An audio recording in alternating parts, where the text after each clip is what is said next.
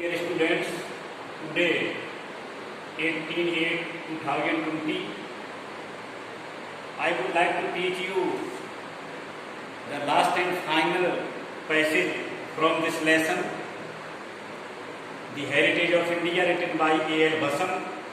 In the beginning of this lesson, I have taught you about the heritage of India, and it is my advice to all of you that you should have pride of our heritage. It is the duty of each and every Indian. ये हर भारतीय का कर्तव्य है और मेरी ये सलाह है कि हम सभी को अपनी भारत की विरासत पर गर्व होना चाहिए, गर्व करना चाहिए. As you are reading in this lesson, this is the last and final important lesson of this important passage of this lesson. In this passage you will see how A.L. Basam is describing the process of social reform in India is disappearing gradually. इसमें आप देखेंगे कि A.L. Basam साहब ने किस तरीके से ये बताया है कि जो समाज सुधार का जो कार्यक्रम है वो अब हमारे देश में जो है धीरे धीरे समाप्ति की ओर है, यानी गायब होता जा रहा है.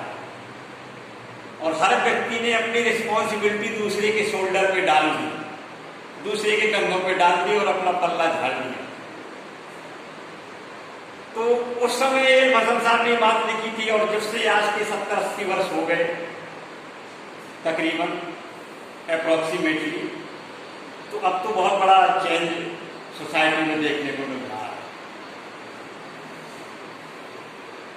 You can also play a very crucial role in doing social reform. समाज सुधार करने में आप भी महत्वपूर्ण भूमिका को निभा सकते हैं. If you follow this lesson, definitely you will find out how our Indians have done this well. कि हमारे भारतीयों ने ऐसा, कितने भारतीयों ने ऐसा अच्छी तरीके से किया. Let us start. Caste vanishing means disappearing. जाति प्रथा, कास्ट एक शब्द लिखा है, कास्ट एक दूसरा कास्ट भी होता है, तीसरा भी कास्ट होता है. फिर विद्यार्थी यहाँ पे ध्यान देना है. What is difference between 3 cost.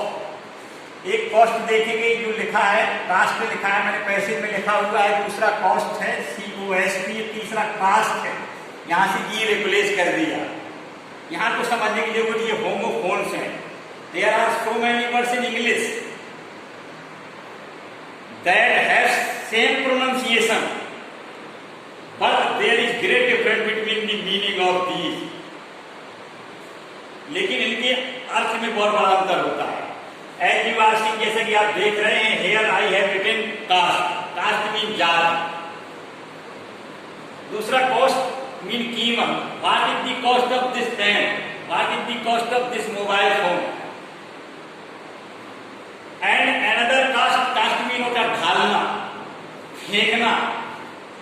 Wherever I cast my eyes, जहां कहीं भी मैं अपनी नजरें फेंकता हूं, इस तरीके से कहते हैं. I see great difference, बहुत बड़ा अंतर देखने को मिलता है. इस तरीके का वाक्य बनाएंगे तो ये कास्ट यूज करेंगे. फिर विद्यार्थी समझने की कोशिश करनी है अटेंटिवली कि कास्ट, 3 कास्ट है, तो यहाँ पर क्या डिफरेंस है तीनों कास्ट में. Let us go further. चलो आगे चलते हैं. Caste is vanishing according to the writer of this lesson A.L. Basam. जाति प्रथा समाप्त हो रही है. कास्ट इज डिसअपियरिंग ग्रेजुअली, धीरे धीरे जाति प्रथा समाप्त हो रही है. The process begin long ago according to the writer. तो ये जाति प्रथा की जो प्रक्रिया है वो लॉन्ग एगो माने बहुत समय पहले शुरू हुई थी. अब एगो और बिफोर, कुछ लोग प्रश्न कर देते हैं कि एगो और बिफोर में डिफरेंस क्या है. एगो माने भी पहले, ये बहुत बड़ा विषय है, इस पे जाएंगे हम. ये विद्यार्थी तो अपने इस उद्देश्य से थोड़ा भटक जाएंगे. हालांकि बड़ी इंटरेस्टिंग चीज वो भी ये बताना कंपल्सरी, लेकिन आगे चलेंगे. एगो और बिफोर में भी बहुत बड़ा अंतर है. के लोग साधारण सा उत्तर दे दिया विद्यार्थियों को और झूठ मूठ का उसको संतुष्ट कर दिया। लेकिन बहुत बड़ा अंतर है, जब इसके डिटेल में जाके तो एगो और बिफोर के सेंटेंस यूज करने में लोग बचते हैं कि हम कहाँ पर बिफोर यूज करें, कहाँ पर एगो यूज करें। जैसा कि 3 शब्द ये बताए थे मैंने, ये बहुत बड़ा विषय है, इसको फिर बाद में लेते हैं। द प्रोसेस बिगेन लॉन्ग एगो, ये क्रिया बहुत समय पहले शुरू हुई थी। जब किसी, समझने की कोशिश करें, जब किसी कोई प्रोसेस किसी निश्चित समय पे पर्टिकुलर टाइम पे हुई हो, पहले वहां डेट या कोई मंथ या सम खुला हो, तो इसको ध्यान देना हम बिफोर यूज करेंगे। अंतर मैं आज ही बता दूं।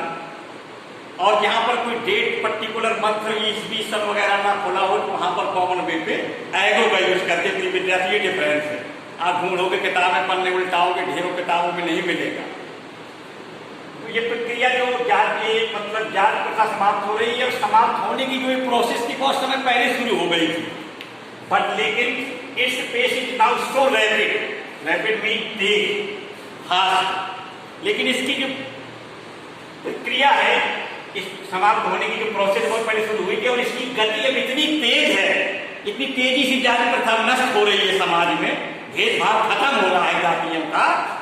शुरू तो बहुत पहले हुई थी, लेकिन अब इसकी गति इतनी तेज है कि that the more objectionable feature, objectionable mean आपत्तिजनक, जो उसकी आपत्तिजनक चीजें थी जाति प्रथा में, फीचर गुण से लक्षण थे ऑफ कास्ट, माने जाति प्रथा के में है डिसअपियर, ये गायब हो सकते हैं। कब गायब हो सकते हैं? With in A generation also, अर्थात 1 या 2 पीढ़ी के बाद जो इसकी आपत्तिजनक चीजें हैं जाति प्रथा में, भेदभाव जो धीरे धीरे खत्म हो जाएंगे 1-2 पीढ़ी के अंदर। द ओल्ड फैमिली सिस्टम, जो पुरानी परिवार प्रथा है, इज एडेप्टिंग, माने स्वीकार कर रही है, अपना रही है, एसिमिलेट कर रही है, आत्मसात कर रही है। इट्सेल्फ माने स्वयं अपने आप में, टू प्रेजेंट डे कंडीशंस माने वर्तमान की परिस्थितियों के अनुसार अपने आप को, जो ओल्ड फैमिली सिस्टम है, अपने आप को, वो ओल्ड फैमिली सिस्टम जो है वो वर्तमान की परिस्थितियों में अपने आप को आज की स्थिति में ढाल रही है। इनफैक्ट हमारे वास्तव में the whole face of India, भारत का जो संपूर्ण चेहरा है, is altering, altering mean changing, बदल रहा है।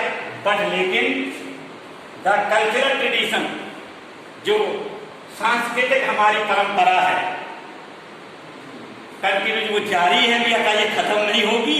जाति प्रथा तो खत्म हो रही है, लेकिन हमारी जो ट्रेडिशनल जो कल्चरल ट्रेडिशन है, जाति मतलब सांस्कृतिक परंपरा, संस्कारों की परंपरा कंटिन्यू जारी है, and it will never be lost, और ये कभी खत्म नहीं होगी।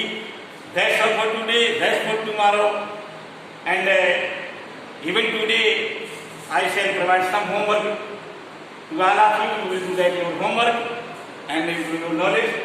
That's all for today, that's for tomorrow. Once again, good morning to all of you.